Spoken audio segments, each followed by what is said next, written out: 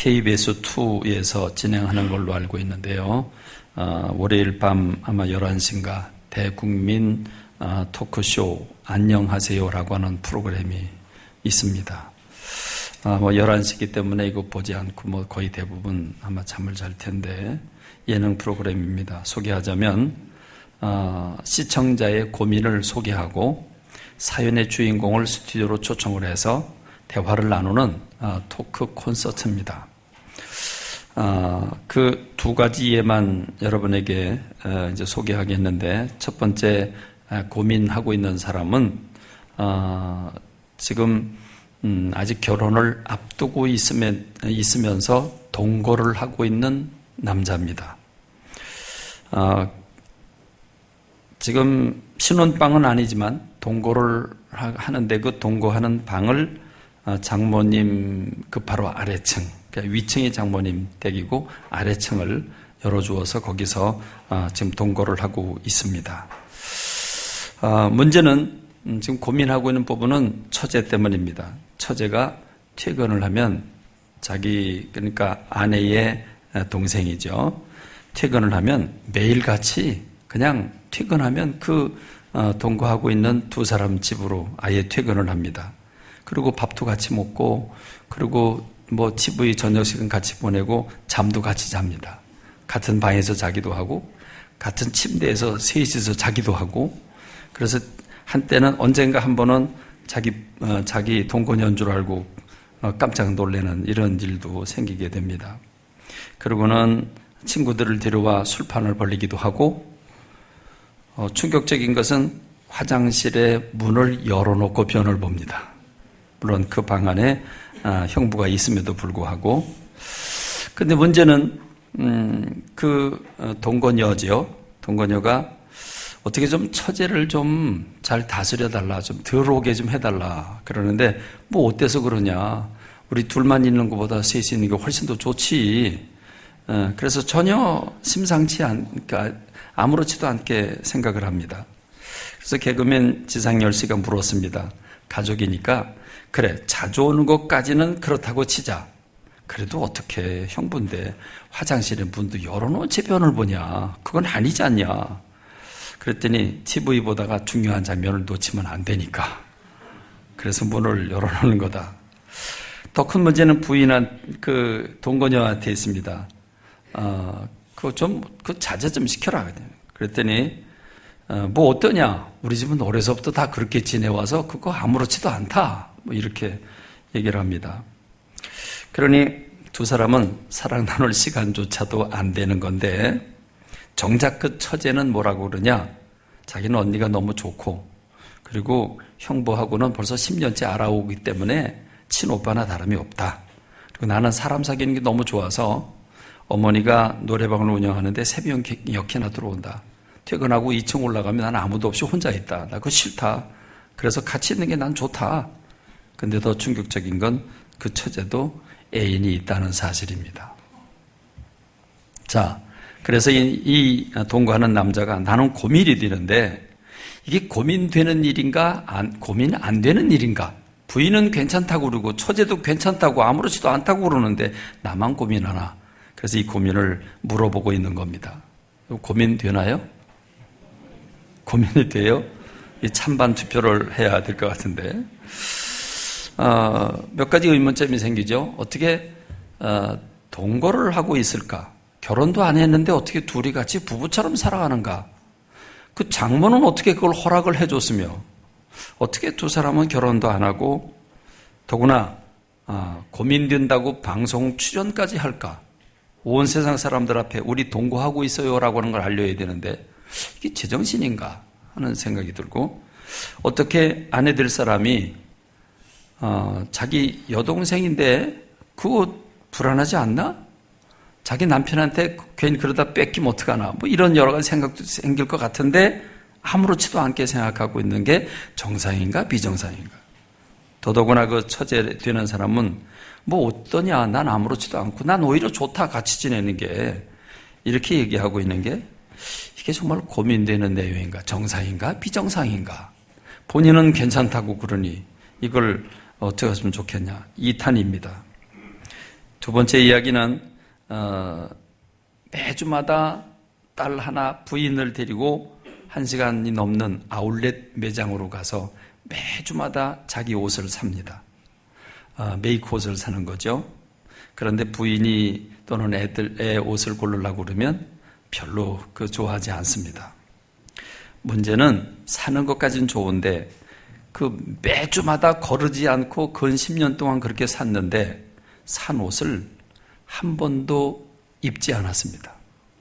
매주 사긴 샀는데 그 새 옷을 입진 않아요. 봉지를 뜯지도 않은 채 자기 혼자 쓰는 방에다 그냥 갖다 놓습니다. 그리고 외출복은 뭐 입고 다니냐? 트레이닝. 우리말로 쉽게 말하면 추리닝. 추리닝을 입고 다니는데 그것도 다 떨어졌습니다. 그래서 부인이 나는 고민되는데 남편이 뭐라 그러냐? 내가 고가 비싼 걸 사는 것도 아니고 아울렛 가지고 싼 거 명품 매주마다 한 가지씩 사는데 그게 뭐 그렇게 잘못이냐? 난 잘못 아니다 라고 생각하고 있습니다. 그래서 정말 이게 고민되는 일인가? 내가 혼자 고민하고 있는데 이 아내의 고민이 고민인가 아닌가? 이걸 물어봅니다. 고민입니까? 아닙니까?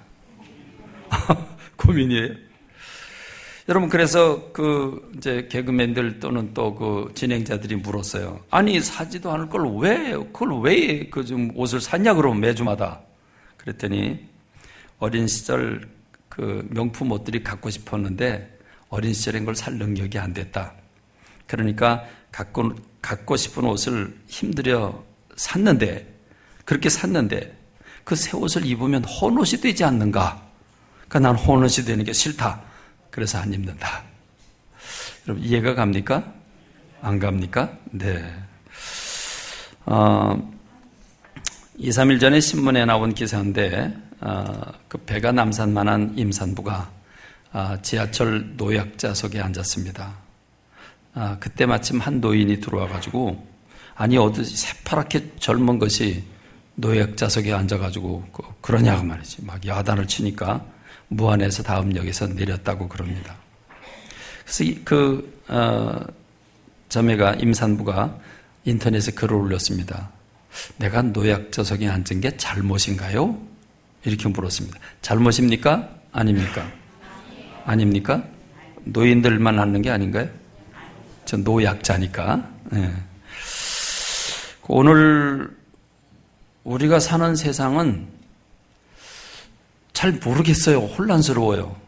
우리가 보기엔 비정상인데 본인은 괜찮다고 그래요. 아무렇지도 않게 살아가고 있어요. 이게 옳은지 그른지 구분이 안 됩니다. 정상인지 비정상인지 구분이 안 됩니다.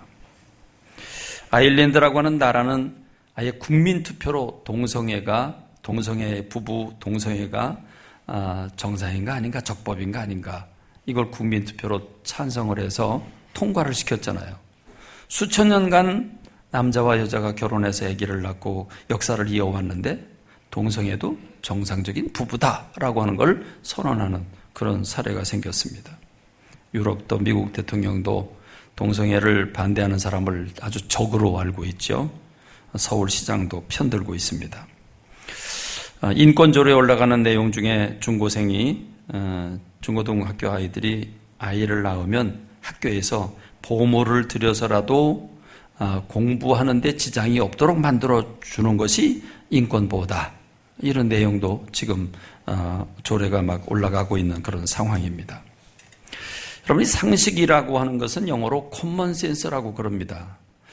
그러니까 공통된 어떤 그 느낌을 받는 것이죠. 감정을 공유하는 거죠. 일반화된 생각을 가리켜서 커먼센스라고 말합니다. 근데 오늘 우리가 사는 세상은 상식으로 더 이상 통하지 않는 시대라고 생각이 됩니다.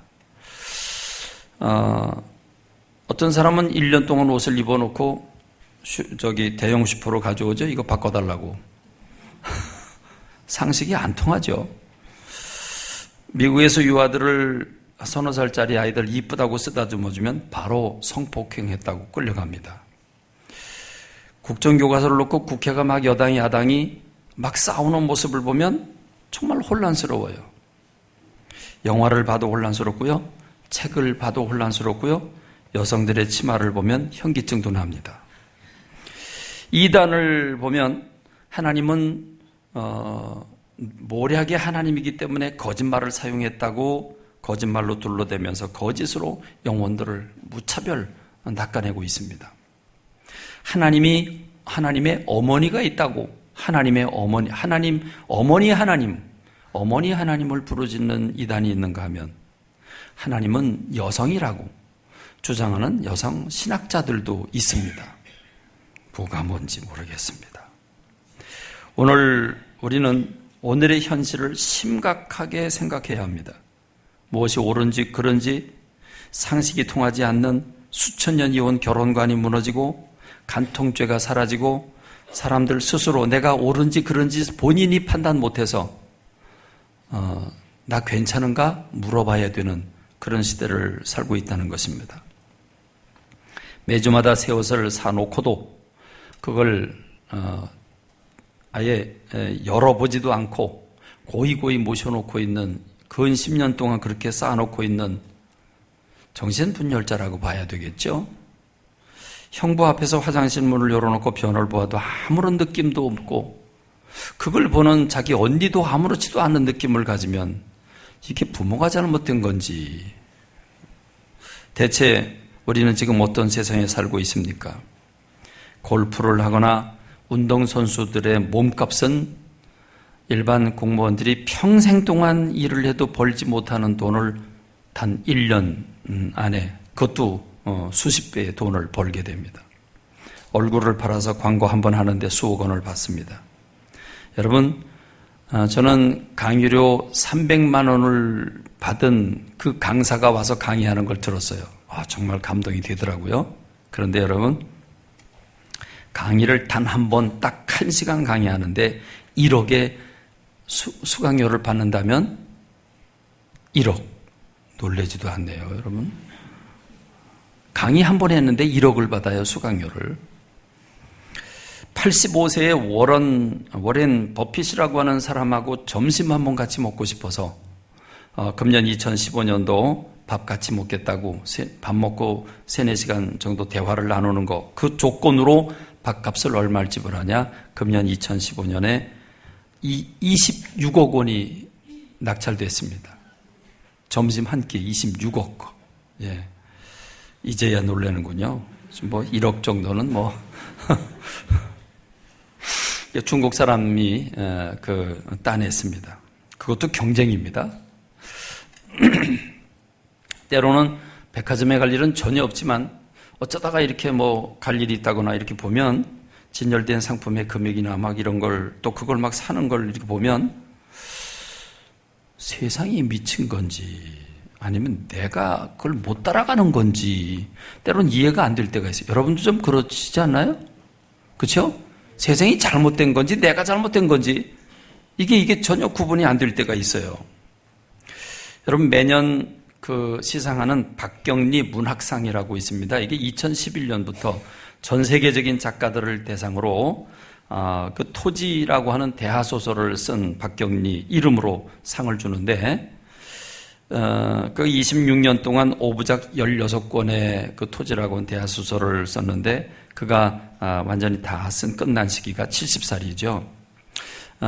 이 박경리 문학상은 그 소설가 박경리의 그 작가 정신과 업적을 기르기 위해서 대한민국이 전 세계 작가들을 대상으로 상을 주는 그런 프로그램입니다.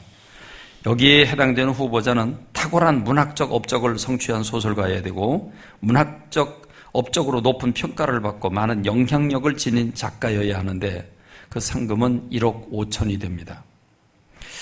2015년에는 그 이스라엘의 아모스 오즈라고 하는 사람이 상을 타게 되는데 아마 어제 원주에서 시상식을 했을 것입니다. 이 아모스 오즈라고 하는 사람은 이스라엘의 그 아주 유명한 소설가이고 저널리스트고 또 대학 교수이기도 합니다. 이 사람은 현대 히브리 문학의 거장으로 불리고 있고요. 이스라엘과 팔레스타인의 평화로운 공존을 위해서 적극적으로 평화 운동을 펼치고 있는 사람인데 1978년에 반전단체인 즉시평화라고 하는 단체를 설립해서 지금까지 이끌고 있고 수많은 팔레스타인과 이스라엘의 그 평화를 위해서 많은 해법을 제시하고 있다고 그럽니다. 아모스 오즈라고 하는 사람이 받은 상, 그 상만 봐도 이렇습니다. 저는 이름도 모르겠는데, 페미나상, 런던 윙게이트상, 이스라엘 문학상, 괴테 문학상, 하이네상, 토리노 국제 도서전상, 그리고 독일 프랑크푸르트 평화상, 또 프랑스 레지옹 도네르 훈장, 이런 걸 다 받았다고 그럽니다. 제가 왜 이렇게 아모스 오즈라고 하는 사람을 길게 설명을 하느냐 하면, 이 사람이 유명한 사람이고 능력 있는 사람이고 대단한 사람이라는 것을 부각하기 위해서 그렇습니다. 자, 이 사람이 노벨 문학상의 후보로 매년 거론되고 있는 사람인데, 이 사람이 금년에 상을 받게 됐잖아요. 그래서 상 받으러 오는데 국민일보가 이제 인터뷰를 했습니다. 그 인터뷰를 하는데, 인터뷰를 할 때 첫 번째 하는 말이 뭐였냐면, 이제는 선과 악이 따로 없습니다. 옳은 것과 그런 것을 나눠서는 안 됩니다. 왜 사람들이 흑백 논리로 자꾸 싸우고 있는지 이해가 안 됩니다. 이게 그 유명한 작가가 한 말입니다.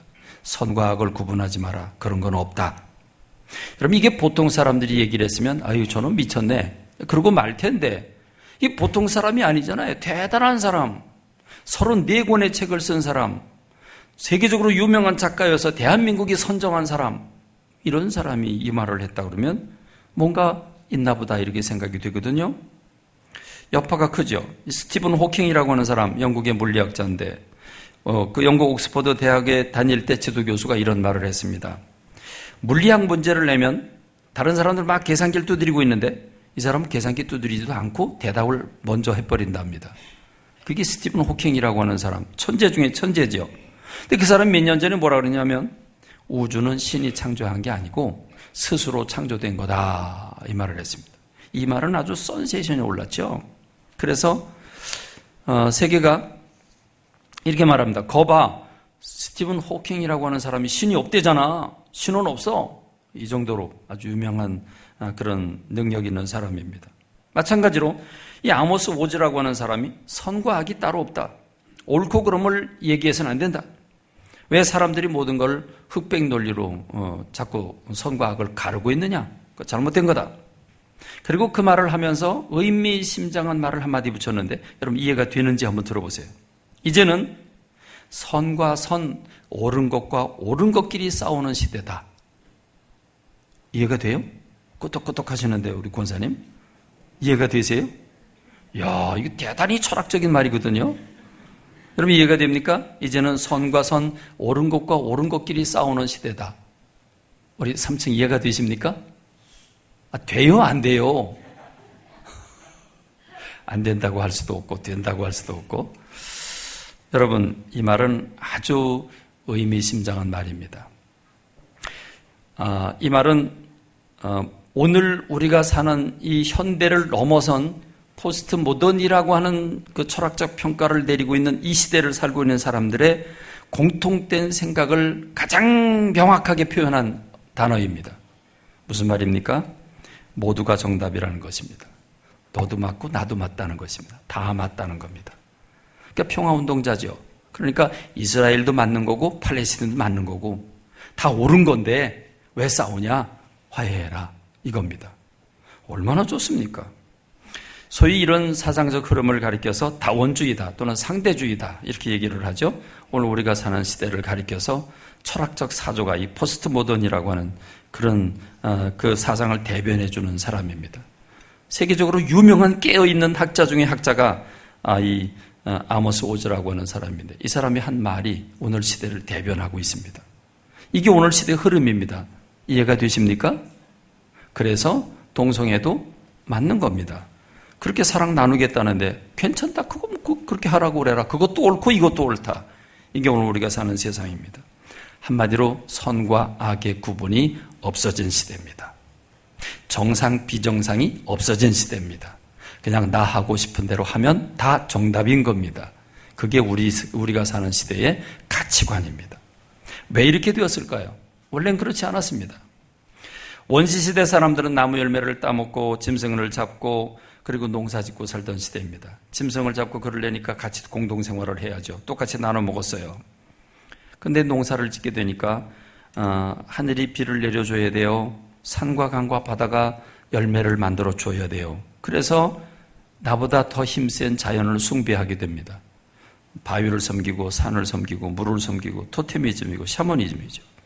그리고 이걸 넘어서서 하늘에서 태양이 또 비를 내려주는 뭔가 신이 있나 보다. 그래서 하늘에 태양신이 있고 또 땅의 신이 있고 뭐 바다의 신이 있고 그리스 로마 신화의 시대가 됩니다. 그래서 원시시대는 신화를 만들어냅니다.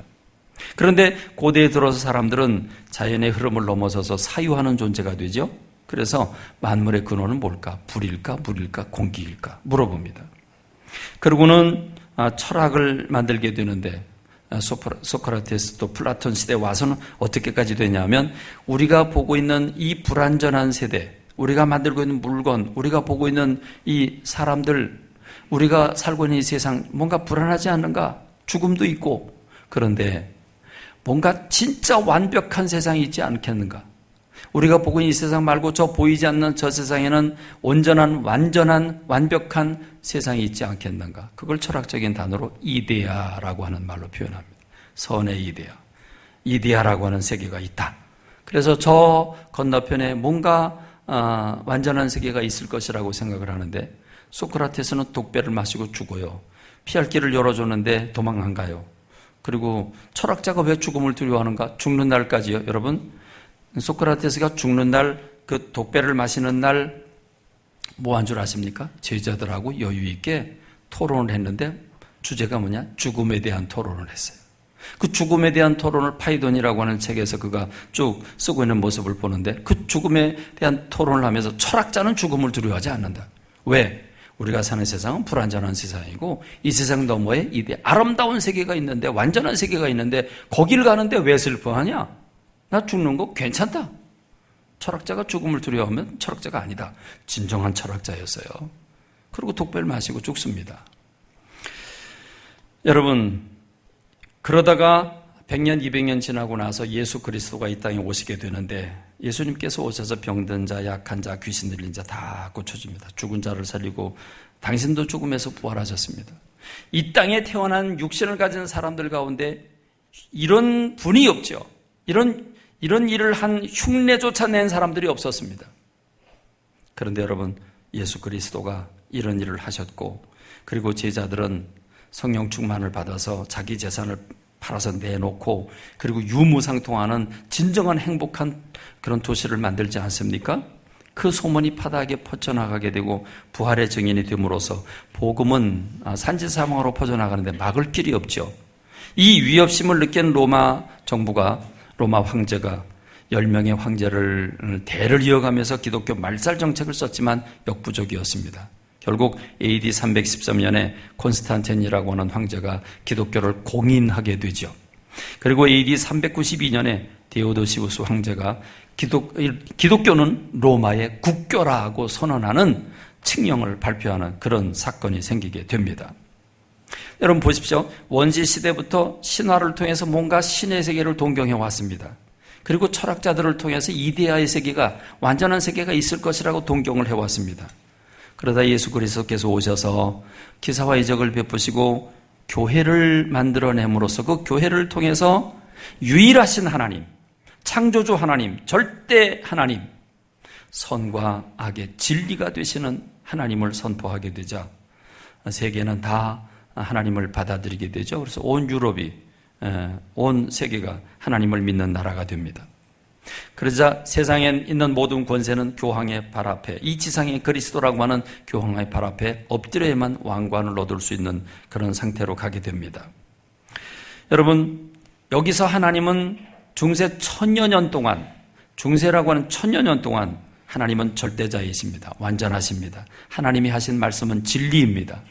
그리고 사람은 그 진리인 하나님 말씀을 지켜야 하고 우리가 행복하게 살려면 하나님의 뜻을 찾고 물어야 합니다. 이것이 중세 사람들이 그대로 살진 못했지만 그렇게 살기를 원했던 가치관들이었습니다. 그런데 문제는 교회가 타락하고 세상의 권력과 부귀영화에 눈이 멀게 되고 급기야는 성직을 매매하는 일이 생기고 그리고 영혼 구원을 돈으로 좌지우지하는 일이 생기게 됩니다. 태첼이라고 하는 사람이 베드로 성당을 건축하는데 돈이 모자라자 그 돈을 구하기 위해서 사기를 치고 돌아다닙니다. 각 동네, 유럽에 있는 각 동네를 다니면서 만일 여러분들이 이 헌금통에 여러분의 헌금을 내면 그 헌금이 밑바닥에 떨어져 찰랑 소리를 내는 그 순간 여러분의 부모, 여러분의 친척, 고인들이 연옥에서 천국으로 옮기게 된다라고 하는 참 말도 안 되는 사기를 치게 됩니다. 결국 부패가 쌓이고 쌓여서 종교개혁이 일어나게 되고 그동안에 참고 눌렀던 철학이 고개를 들고 일어나서 르네상스, 혁명, 부활이 일어나게 되죠. 그래서 이성과 철학과 인문학이 부활하게 되는 사건이 생기게 되는 게 이제 근대의 시작입니다. 여러분, 이때부터 하나님은 창조주이시기는 하지만 그러나 더 이상 할 일이 없다. 마치 시계를 만든 제작자는 대단한 사람이지만 시계를 만들어서 팔고 난 다음에는 시계를 산 사람이 주인이지 않는가? 그러니까 우주를 만드신 하나님은 전능하고 완전한 하나님인데 만들어 놔서 인간에게 주었으니까 이제 하나님은 더 이상 우리 역사에 개입할 필요가 없다. 그래서 하나님을 거절하게 됩니다. 그리고 인간이 하나님 주신 완벽한 지혜를 통해서 이성을 통해서 과학으로 세계를 유토피아를 만들 수 있다라고 주장을 하게 되는 것이 이 근대의 역사입니다. 여러분, 19세기에 우리 어린 시절에 19세기에 있었던 이 계몽주의는 농촌의 어리석은 농민들과 도시 빈민의 그 무지한 사람들을 일깨워서 공부를 가르쳐서 지혜로운 사람을 만드는 게 계몽주의가 아니었습니다. 여러분, 이 계몽주의라고 하는 것 근본은 뭐냐면 말은 좋은데 이 계몽이 뭐냐? 하나님이라고 하는 신에게 포로가 돼서 어둠 속에서 미신처럼 맹종하고 있는 저 어리석은 사람들을 밝은 빛의 세계로 이끌어내야 된다. 그래서 계몽주의는 사실은 하나님을 추방하는 근대의 앞잡이고 근대의 바람잡이라고 할 수 있습니다. 그게 계몽주의입니다. 하나님으로부터 빨리 벗어나서 인간의 힘으로 자유를 누리고 모든 걸 할 수 있다고 부르짖고 깨우친 것이 계몽주의입니다.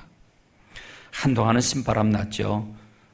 자동차도 만들고 비행기도 만들고 길도 펴고, 여러분, 세상은 밥 먹는 문제가 어려운데 기계를 만들어서 한꺼번에 물건을 찍어내고 상하지 않는 음식을 만들어내고 하니까 이건 뭐 혁명이 일어나게 되는 거죠.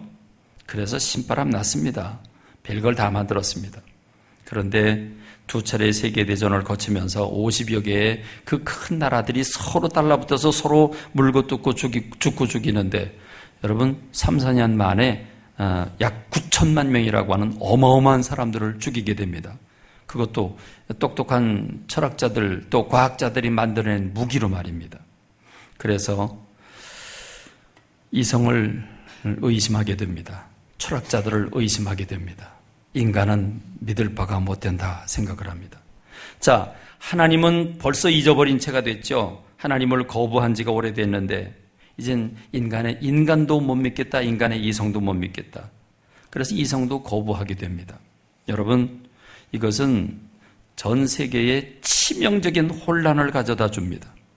인간이 하나님을 거부하고 인간이 이성을 거부할 때 그게 무슨 의미를 가지고 있는가? 여러분, 하나님을 거부한다는 것은 하나님 절대자여 유일하시고 창조주이시고 심판주가 되시는, 다시 말하면 선과 악의 기준이 되시고 진리가 되시는 하나님을 거부한다는 뜻입니다.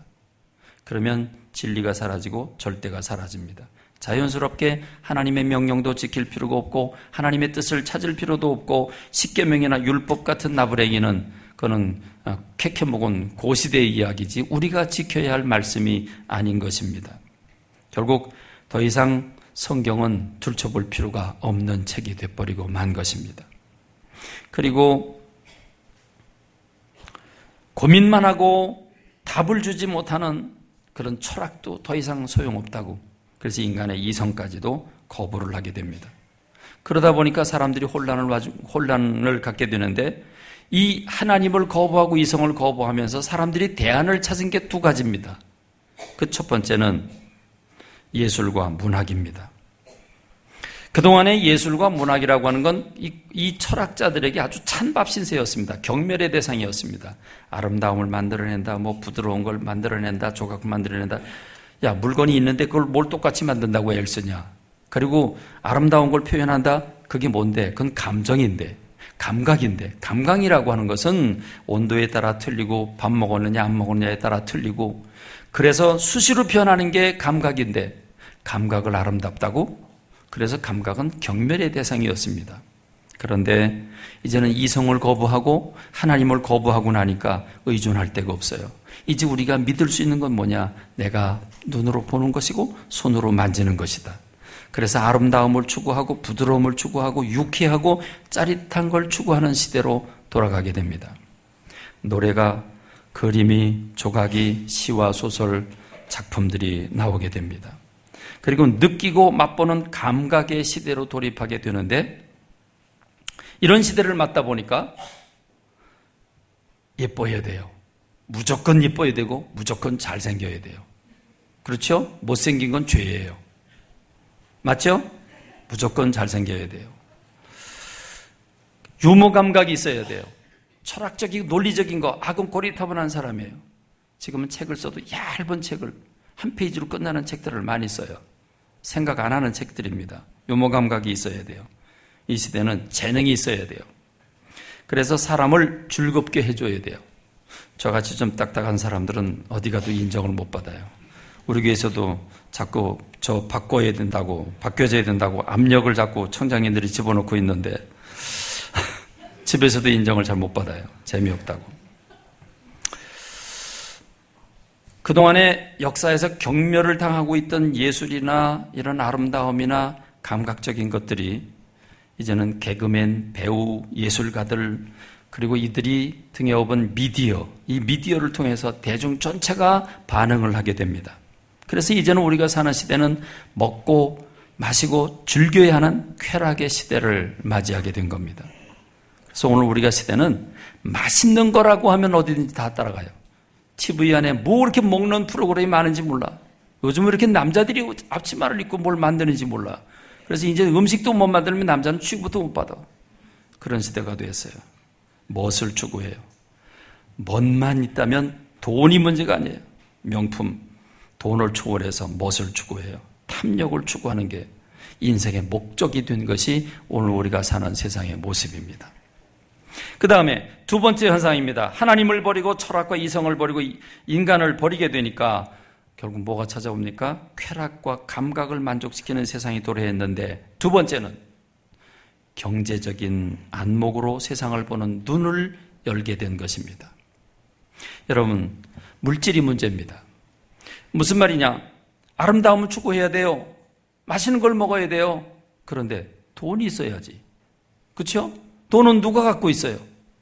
돈은 소수의 사람들이 돈을 움켜쥐고 거의 대부분 전 인류는 다 가난해요.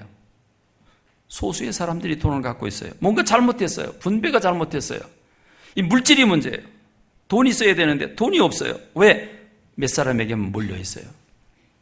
그러니까 여러분, 이 변화의 주인공은 마르크스입니다. 마르크스라고 하는 사람 시작을 해서 헤겔이나 레닌이라고 하는 사람이 이론으로 정립을 하고, 이거를 모택동이나 스탈린 같은 사람들이 몸으로 실천을 하게 되는데 공산혁명이 일어나는 거죠. 소위 마르크스의 철학을 유물사관이라고 합니다. 모든 걸 물질로 문제점을 발견하고 물질을 해결하려고 하는 것이 이게 유물사관입니다. 마르크스는 세상을 이론적으로 보지 않았습니다. 마르크스 이전의 철학자들은 맨날 쓸데없는 철학 나부랭이 나가지고 저 넘어 그냥 진리 이런 것만 얘기를 했는데 그게 배부르게 해주냐는 겁니다. 마르크스는 현실주의자였습니다. 현실을 보니까 배고픈 사람들이 많아요. 현실을 보니까 소수의 사람들이 불과 5%도 안 되는 사람들이 전 세계 사람들의 재산을 다 갖고 있어요. 빈익빈 부익빈 문제는 누구도 해결하지 못할 문제예요. 이게 잘못된 세상이에요. 그래서 이런 문제를 해결해야 되는데 혁명밖에 없어요. 그래서 여러분, 그는 26살 젊은 나이에 철학자들은 쓸데없는 말만 늘어놓을 뿐이지 도움이 되지 않는다. 정말 필요한 것은 세상을 바꾸는 혁명이다. 여러분, 그렇게 주장한 게 26살 때부터 벌써 그런 생각을 갖고 있었습니다. 마르크스가 세상을 본 건 상품입니다. 노동이고 분배입니다. 여러분, 상품이라고 하는 거, 우리가 쓰는 물건은 상품이 아닙니다. 내다 팔아서 돈이 되면 상품이 되는 건데, 자, 쉽게 설명을 하면 두 사람, A라는 사람이 있고 B라는 사람이 있습니다. 나무 열매를 같이 따먹습니다. 짐승도 잡습니다. 농사를 짓습니다. 농사를 짓게 되니까 따로따로 짓게 되죠. 자, 근데 농사를 지을 때 다들 배불리 먹어요? 배고파요? 농사 지을 때 다 배불러요? 아니면 배고파요? 농사 지을 때 대체로 배고파요. 그리고 겨울에 쌓아놓고 먹어야 되는데 봄철 되면 다 떨어져요. 먹을 게 없어요. 먹을 게 없어요. 저 친구는 어떻게 사나 하고 그 집에 가보니까 깜짝 놀랐어요. 그 집은 쌓아놓고 살아요. 어떻게 된 거냐? 똑같이 농사를 진 건데 우린 다 떨어졌는데 당신 어떻게 이렇게 많이 남아있냐? 작년에 일을 하는데 땅 파다 보니까 무슨 날카로운 조각이 나와서 그 쇠 조각 갖고 일을 하니까 훨씬 더 많이 만들고 훨씬 더 많이 달리더라. 도구를 사용하는 겁니다. 머리를 사용해서 도구를 사용하니까 더 많이 거뒀어요. 아, 그러냐? 축하한다. 야, 나 먹을 게 떨어졌는데 우리 의리를 생각해서 나 좀 먹을 거 좀 나눠 먹자. 아, 그럼 나눠 먹어야지. 그래, 그런데 좋은데 내가 좀 바쁘거든. 나 화장실 청소 좀 해줄래? 내가 먹을 거 줄게. 화장실 청소 해야 돼요? 하지 말아야 돼요? 아니, 너희들이 똥 싼 걸 왜 내가 왜 치워야 돼? 이 소리 못 해요. 그래, 그럼 알아서 그럼 안 줄게. 할 말이 없어요. 그렇죠? 해야 돼. 그럼 이제 뭐가 됩니까? 이제는 부리는 사람과 부림을 받는 사람, 계급이 형성이 되게 되는 겁니다. 자, 그러니까 그 다음 해쯤 되니까 점점 더 힘들어져요. 그러니까 이 사람은, 머리를 못 쓰는 사람은 내가 너 우리 집에 와서 일을 하면 내가 너 겨울에 먹을 거 다 풍족히 해결해 줄게. 그럼 이 사람은 B라는 사람에게 고마운 거죠. 고마운 거죠. B라는 사람은 점점 더 개발을 해서 더 많은 사람들을 고용해서 농사를 짓고 자기는 땀방울 하나 흔들리지도 않고 그는 돈을 더 많이 벌어요. 그러면서 기계를 발견해요. 기계를 발명하고 그래서 공장을 세우고, 그러니까 노동자들을 수백 명, 수천 명을 거느려서 물건을 만드는데 이 사람들한테는 봉급을 다 주지만 또 이 사람들은 고마워요. 왜? 나 굶어 죽는데 이 사람이 해결해 주니까. 그런데 이 자본가는 그걸 가지고 시장에 내다 팔아가지고 얼마큼 남겨요? 수배를 남기는 거죠. 그러니까 자본가는 이 노동자가 죽어도 따라갈 수 없는 어마어마한 부자가 되고, 그리고 노동자는 영원히 그 자본가의 노예로 전락하게 되는 겁니다. 이게 자본주의인 겁니다. 이게 민주국가가 가진 가장 최약점입니다. 그러니까 이 상태를 보면 아무도 해결하지 못한다. 이건 누구도 해결 못한다. 그래서 마르크스라고 하는 사람은 이 기업가들을 가리켜서 흡혈귀라고까지 표현을 했습니다. 그래서 이거 뒤집어 엎어야 된다. 어떻게 없냐? 모든 생산 능력을, 자본은 국가만 가져야 된다. 개인 이런 자본을 만들면 안 된다. 국가가 가져야 된다. 국가가 가지고 일을 똑같이 시키고 일을 똑같이 한 다음에 분배를 똑같이 하면 된다. 그럼 천국이 온다. 말이 돼요, 안 돼요? 말이 돼요, 안 돼요? 여러분, 유럽에 있는 모든 지식인들은 다 쌍수를 들어 환영을 했어요. 미국도 환영했어요. 초기엔 미국도 공산주의를 받아들였어요. 다 환영했어요. 다 환영하고 공산주의를 밀어줬습니다. 그래서 스탈린이, 그래서 모택동이 3천만 명, 2천만 명, 그건 5천만 명이라고 하는 사람을 죽이고 죽창을 들고 뺏고 하면서 그걸 국가가 운영을 하면서 모든 사람들을 행복하게 해준다고 똑같이 일하고 똑같이 거두자 그랬는데, 사실은 국가는 주인이 됐고 결국은 모든 백성들은 모두가 다 노예가 돼버리고 말았습니다. 그래서 실패했습니다. 여러분, 정치라는 게 뭐냐? 정치라고 하는 것은 시장 경제, 자본주의를 선택할 것이냐, 국가가 조정을 하는 국가 경제를 가질 것이냐, 이걸 우리나라에서도 보수냐 진보냐 이렇게 따지고 있죠. 보수는 기업가들의 편을 들어줘서 나라의 살림살이를 높여야 된다. 그리고 진보는 아니다. 세금을 50% 이상 많이 걷어서 백성들에게 무상급식도 제끼고 무상급식도 하고 대학 학비도 받지 말고 해야 된다. 라고 말하는 게 이제 진보 그룹입니다. 국가가 운영하고 같이 나눠야 된다. 이렇게 생각하는 것이 진보 그룹입니다. 여러분, 이 생각이 어디서부터 왔습니까? 마르크스라고 하는 사람부터 왔습니다. 가장 중요한 것은 윤리입니다. 윤리는 뭐냐? 선과 악을 결정하는 기준인데, 윤리가 뭐냐? 윤리는 유물사관에 의하면 선이란 무엇인가? 혁명을 하고 이기는 게 윤리에서 선입니다. 예를 들어 볼게요. 자, 배가 파선을 했어요. 근데요, 구명보트는 하나밖에 없는데 10명이 정문인데 11명이 탔어요. 11명이 탔어요. 그러면 배가 서서히 지금 잠겨가고 있습니다. 11명이 다 죽게 생겼어요. 그럼 어떻게 해야 돼요? B라고 하는 사람은 누군가 한 사람 대를 위해서 한 사람이 희생해야 된다. 누굴 희생해야 될까요? 노인이 스스로 빠지는 게 좋을까요? 어린애가 빠지는 게 좋을까요? 누가 들어가야죠? 누군가 들어가야 되나요? 어떻게 해야 돼요? 여러분이 한번 해법을 내보세요. 아무도 안 빠지면 11명이 다 죽게 생겼고, 누군가 대표로 한 사람이 죽으면 모두가 다 살게 돼 있어요. 아무도 빠져서는 안 된다. 그 사람이 특정 죄를 지은 건 아니다. 근데 왜 그 사람이 죽어야 되냐? 노인이라고 안 된다. 이건 절대 윤리입니다. 절대 윤리.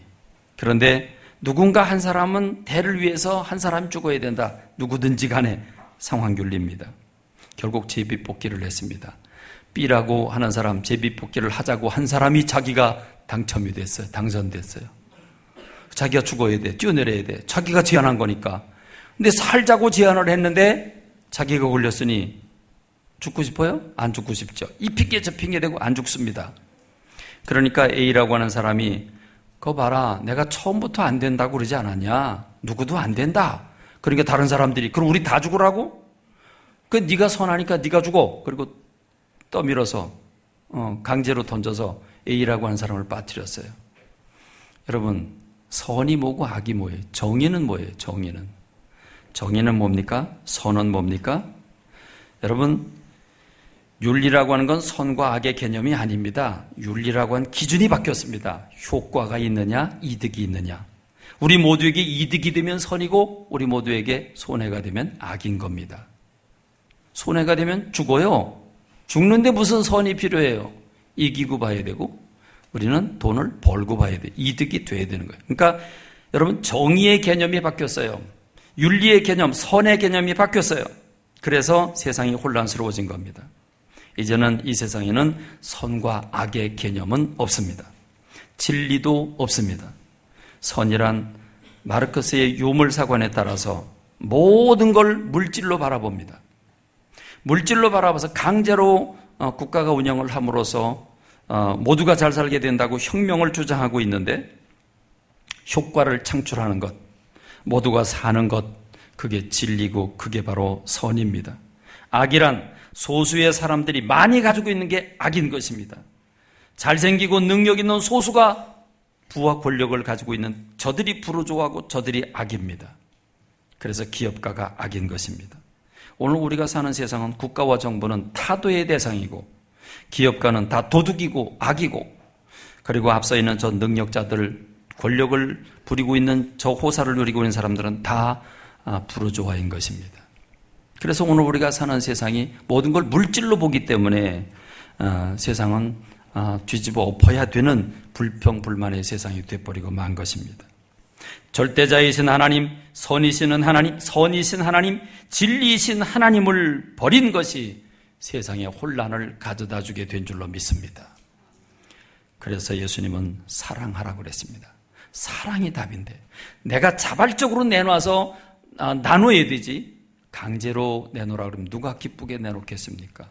그건 법적으로 성공하지 못하게 되어 있습니다. 기준이 없어졌으니 너도 옳고 나도 옳습니다. 동성애도 그 사람들 그렇게 하겠다는데, 그래, 그것도 방법 중에 하나야. 너도 옳고 소수자도 옳고 너도 옳고 나도 옳고 다 옳아요. 그래서 아모스 오즈라고 하는 현대 지식인이 선과 악의 구분은 이미 없다. 지금 우리가 사는 시대는 옳은 것과 옳은 것의 싸움만 있을 뿐이다. 옳은 것과 옳은 것의 싸움만 있을 뿐이다. 다 옳다는 겁니다. 다 잘났다는 것입니다. 그렇습니다. 여러분, 이것처럼 아름답고 공평하고 포용하고 관용의 사상이 어디 있습니까? 너도 맞았고 너도 맞았다는데, 문제는 넌 틀렸고 넌 맞았어. 그러면 기분 나쁜데 너도 맞았고 너도 맞았어. 다 좋아요. 누이 좋고 매부 좋아요. 그래서 평화의 사도라고 부릅니다. 사랑하는 성도 여러분, 눈을 크게 뜨고 바라보시기를 바랍니다. 세상의 혼란에 빠지지 않기를 간절히 소원합니다. 누이 좋고 매부 좋다고 다 좋은 게 아닙니다. 선은 선이고 악은 악이라고 하는 사실을 기억해야 됩니다. 요한복음 14장 6절에서 내가 곧 길이요 진리요 생명이다. 나로 말미암지 않건 아버지께로 갈 자가 없다고 했습니다.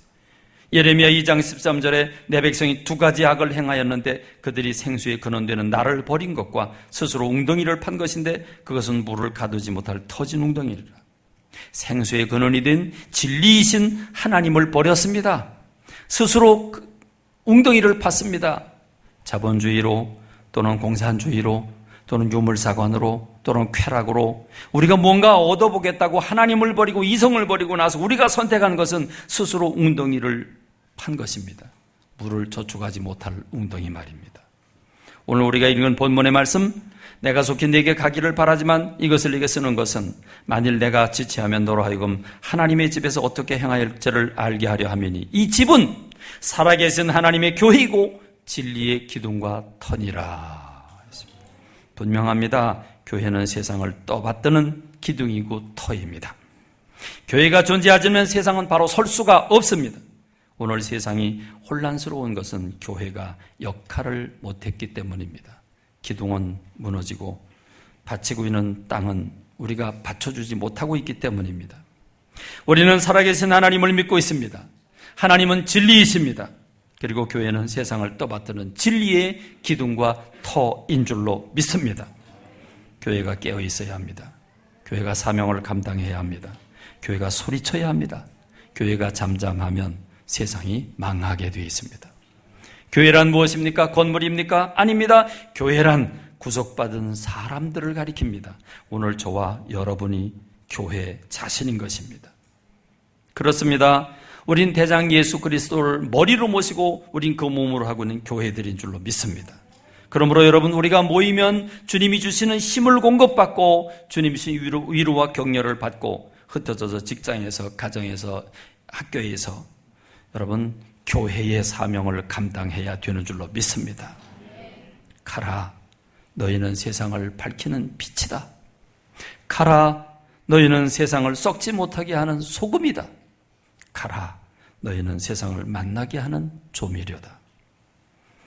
지금은 자다가 벌떡 일어날 때인 줄로 믿습니다. 기도하겠습니다. 하나님 아버지, 참으로 혼란스러운 시대를 살고 있습니다. 정상과 비정상이 구분되지 않습니다. 잘못인지 잘못이 아닌지 옳고 그름이 구분되지 않습니다. 상식이 통하지 않습니다. 하나님을 버렸기 때문입니다. 진리 되신 하나님, 선이신 하나님을 버렸기 때문입니다. 하나님, 우리 교회가 이 진리를 선포하게 해 주시옵소서. 진리를 전하게 하여 주시옵소서. 직장에서, 학교에서, 일터에서 이 진리를 선포하게 하옵시고 우리를 통해서 진리가 드러나게 하옵소서. 예수님의 이름으로 기도하옵니다. 아멘. 우리 찬송 205장을 부르면서 준비된 예물을 봉헌하는 시간 같습니다.